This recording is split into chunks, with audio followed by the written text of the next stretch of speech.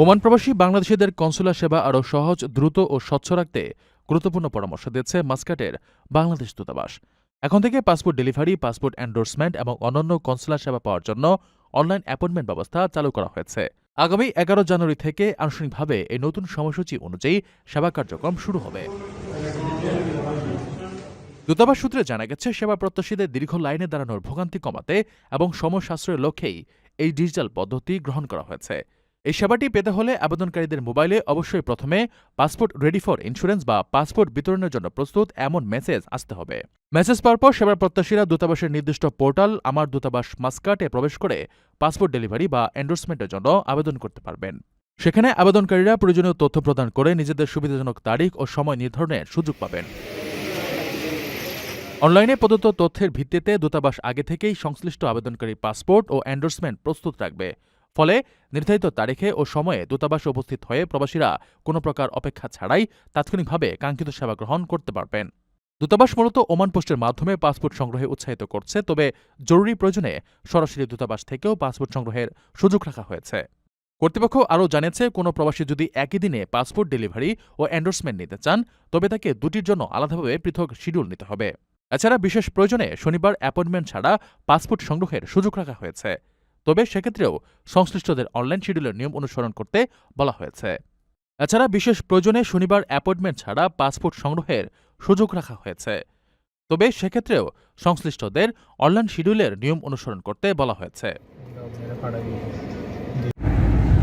ভুয়া work visa দিয়ে প্রতারণার বিষয়ে প্রবাসী ও চাকরি প্রত্যাশীদের সতর্ক করেছে সংযুক্ত আরব আমিরাতের দুবাই পুলিশ।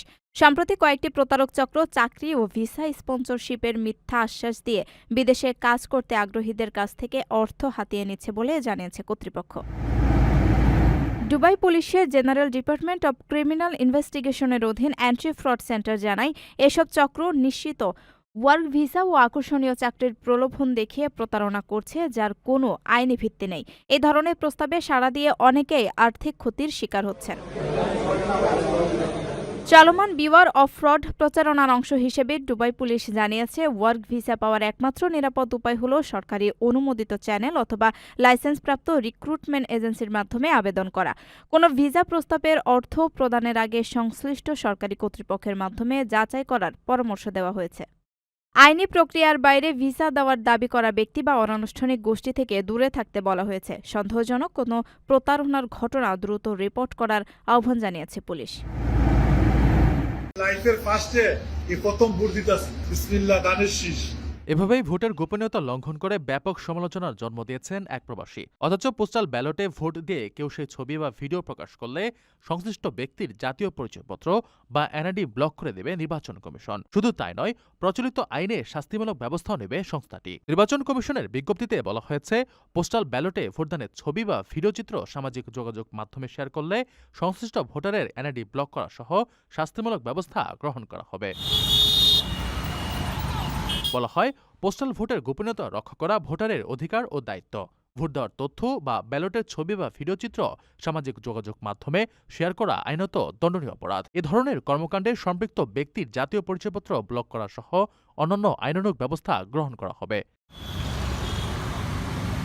তাই সামাজিক যোগাযোগ মাধ্যমে পোস্টাল ভোটের যেকোনো ধরনের পোস্ট বা শেয়ার করা থেকে বিরত থাকার জন্য সংশ্লিষ্টদের অনুরোধ জানিয়েছে সংস্থাটি। আগামী 12 ফেব্রুয়ারি গণভোট ও ত্রয়োদশ জাতীয় সংসদ নির্বাচন অনুষ্ঠিত হবে। এক্ষেত্রে প্রবাসী, কয়েদি ও সরকারি চাকরিজীবীরা পোস্টাল ব্যালটে ভোট দিতে পারবেন। ডাকযোগে ভোট দেওয়ার এই ব্যবস্থায় নিবন্ধনকারীরা ভোট কেন্দ্রে গিয়ে যেসব ভোটাররা ভোট দেবেন তাদের চেয়ে কয়েক সপ্তাহ আগেই ভোট দেওয়ার সুযোগ পাবেন। তাই ভোটের গোপনীয়তা রক্ষায় এমন কঠোর সিদ্ধান্ত নেওয়া হয়েছে। একটা সময় ছিল প্রবাসীরা কষ্টার্জিত অর্থ দিয়ে দেশে বিনিয়োগ করতে চাইলেও নিরাপদ জায়গা খুঁজে পেতেন না। প্রতারণা, জটিলতা আর অনিশ্চয়তায় হারিয়ে যেত তাদের স্বপ্ন। আজ সেই স্বপ্নকেই বাস্তবে রূপ দিয়েছে প্রবাসীর সিটি লিমিটেড, দেশের প্রথম স্মার্ট শেয়ার ভিত্তিক কন্ডোমিনিয়াম প্রজেক্ট। প্রবাসীদের হাত ধরে গড়ে উঠছে এক নতুন বাংলাদেশ। ঢাকার প্রাণকেন্দ্র, সবুজে ঘেরা, আধুনিক সুযোগ সুবিধা সম্পন্ন এই প্রকল্পে থাকছে 850 স্কয়ার ফিটের স্টুডিও থেকে 6000 স্কয়ার ফিটের রাজকীয় duplex flat, lift, swimming pool, মসজিদ, হাসপাতাল, স্কুল, জেনারেটর, 24 ঘন্টা নিরাপত্তা আর রুফটপ হেলিপ্যাড সহ এক্সক্লুসিভ ডিজাইন। এখানে বিনিয়োগ শুরু মাত্র 5 লক্ষ টাকায়, আর প্রতিটি শেয়ারের মালিক হচ্ছেন ভবিষ্যতের একজন রিয়েল এস্টেট উদ্যোক্তা। প্রতিটি বিনিয়োগের বিপরীতে থাকছে ব্যাংক গ্যারান্টি। প্রবাসের ঘাম ছড়ানো অর্থ দিয়ে গড়ে তুলুন সুনিশ্চিত ভবিষ্যৎ। প্রবাসীর সিটি লিমিটেড, প্রবাসীদের স্বপ্নের নগরী।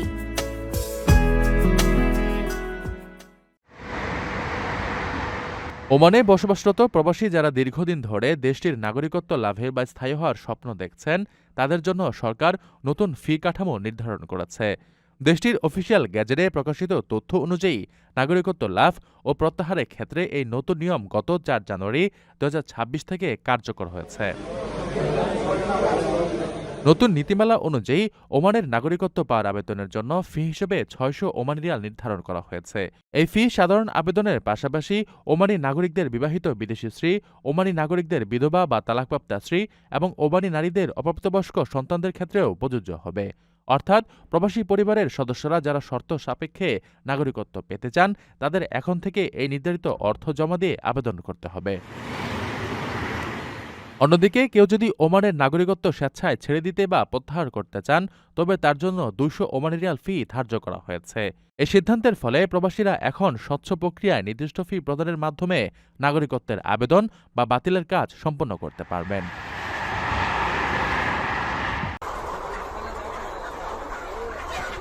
মুরগি ও ডিমে ভয়ঙ্কর ভাইরাসের সংক্রমণ ঠেকাতে 2 দেশ থেকে সব ধরনের পোল্ট্রি ও ডিম আমদানিতে জরুরি নিষেধাজ্ঞা জারি করেছে Saudi food and drug authority. জনস্বাস্থ্যের কথা বিবেচনা করেই নেওয়া হয়েছে এই নতুন সিদ্ধান্ত। দেশ দুটি হল ফ্রান্স ও পোল্যান্ড। সেখানে ভয়াবহভাবে ছড়িয়ে পড়া বার্ড ফ্লু এবং নিউকাসল রোগের প্রাদুর্ভাবের কারণেই এই সিদ্ধান্ত নেওয়া হয়েছে। বিশ্ব প্রাণী স্বাস্থ্য সংস্থার পক্ষ থেকে জারি করা তাৎক্ষণিক সতর্কবার্তার উপর ভিত্তি করেই রিয়াদে কঠোর পদক্ষেপ নিল।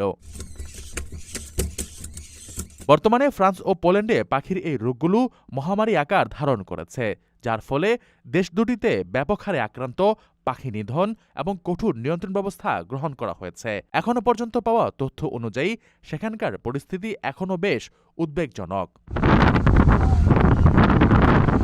তবে সৌদি কর্তৃপক্ষ জানিয়েছে এই নিষেধাজ্ঞার আওতায় সব ধরনের পণ্য পড়বে না।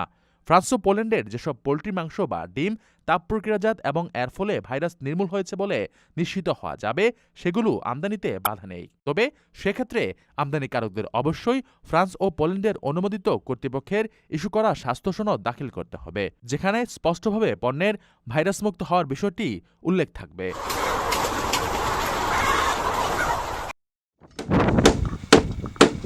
বাহরাইনের সরকারি খাতে প্রবাসীদের নিয়োগে মাস্টার্স ডিগ্রি বাধ্যতামূলক করার প্রস্তাব আবারও প্রত্যাখ্যান করেছে দেশটির শুরা কাউন্সিল। রোববার অনুষ্ঠিত ভোটে দ্বিতীয়বারের মতো খসড়া আইনটি বাতিল হয়। শুরা কাউন্সিল ও প্রতিনিধি পরিষদের মধ্যে মতভেদ থাকায় প্রস্তাবটি এখন চূড়ান্ত সিদ্ধান্তের জন্য জাতীয় পরিষদে পাঠানো হয়েছে। প্রস্তাবের মাধ্যমে 2010 সালের সিভিল সার্ভিস আইন সংশোধনের উদ্যোগ নেওয়া হয়েছিল। খসড়া অনুযায়ী কোনো যোগ্য বাহরাইনি নাগরিক না পাওয়া গেলে কেবল তখনই প্রবাসী নিয়োগ দেওয়া যেত।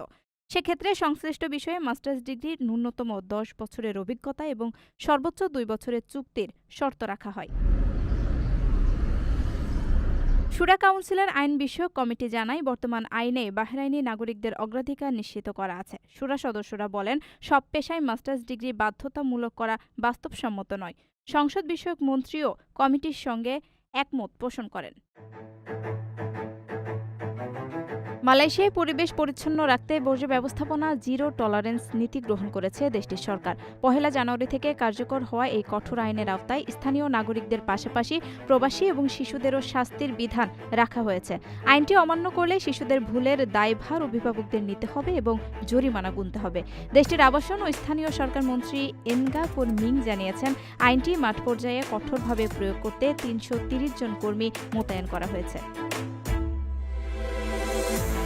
আইন কার্যকরের প্রথম দিনেই কুয়ালালামপুরের পর্যটন কেন্দ্র বুকিত বিন্তাং এলাকা থেকে ৪২ জনকে জরিমানা করা হয়েছে, যাদের মধ্যে ১৮ জন প্রবাসী এবং ২ জন শিশু রয়েছে। বর্জ্য ব্যবস্থাপনা আইন ২০০৭-এর অধীনে যত্রতত্র ময়লা বা থুতু ফেললে অপরাধীদের ২,০০০ থেকে ১০,০০০ রিঙ্গিত পর্যন্ত জরিমানার বিধান রাখা হয়েছে। শুধু আর্থিক জরিমানাই নয়, আদালত অপরাধীদের জন্য সর্বোচ্চ ১২ ঘন্টার জনসেবামূলক কাজ যেমন রাস্তা পরিষ্কার বা ঘাস কাটার নির্দেশ দিতে পারে। বর্তমানে কুয়ালালামপুর ও পুত্রজায়া সহ বিভিন্ন রাজ্যে এই নিয়ম কার্যকর হয়েছে এবং বাকি রাজ্যগুলোকে আগামী ৬ মাসের মধ্যে ব্যবস্থা নিতে বলা হয়েছে। মালয়েশিয়াকে একটি পরিচ্ছন্ন দেশ হিসেবে গড়তে এবং জনসচেতনতা বাড়াতে এই কঠোর পদক্ষেপ নেওয়া হয়েছে। আপনার স্বপ্নগুলো আকাশ ছুবে প্রবাসীর হেলিকপ্টারের মাধ্যমে। বিয়ে, জন্মদিন অথবা যে কোনো বিশেষ প্রয়োজনে হেলিকপ্টার ভাড়া করতে যোগাযোগ করুন স্ক্রিনে দেয়া নাম্বারে। প্রবাসীর হেলিকপ্টার, নিরাপদ ও সাশ্রয়ী বাহনের বিশ্বস্ত নাম।